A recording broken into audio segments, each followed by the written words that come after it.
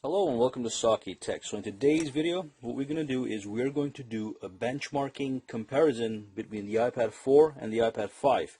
So this is actually the iPad Air. This is the 5th generation iPad, and this is the iPad 4, which is the 4th generation iPad. And just to give you a quick summary on the specs of these guys before I run the benchmarks. The iPad Air has an A7 64-bit dual-core processor clocked at 1.4 gigahertz. The iPad 4 has an A6X processor. It's also dual-core, and it is also clocked at 1.4 gigahertz, but it is a 32-bit chip. Okay, now both of these guys have 1 gigabytes of RAM. This has got the DDR3 RAM. This has got the regular DDR RAM. And then what we're going to do today is we are going to launch and run the Geekbench benchmarking tool, which is going to measure the processor and the memory performance and see which one is faster. So before we start, let's go to the multitasking view. Make sure nothing is running in the background. Okay, so we do have clean slates on both. So I'm going to launch the Geekbench test on both of these devices. Geekbench. Go to the menu, and we're going to click Run, and we're going to see what the results are.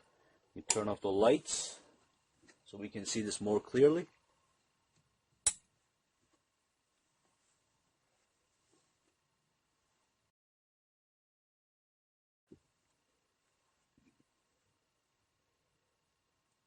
Okay, so the iPad Air is done. Let's wait for the iPad 4 to be done as well.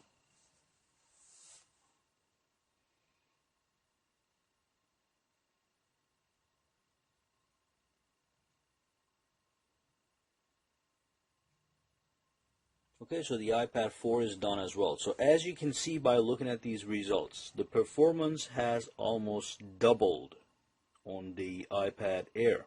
So we've got a single core performance of 1479, and the iPad 4 is 781. So that is almost a double number. Then with the multi-core performance, we have 1424 on the iPad 4, and we've got 2681 on the iPad Air. So it is as Apple has announced. There has been a double in performance on the processor and the memory, and that's the end of this video. Alright, so that brings us to the end of this video. Go ahead and subscribe to my channel for more videos to come.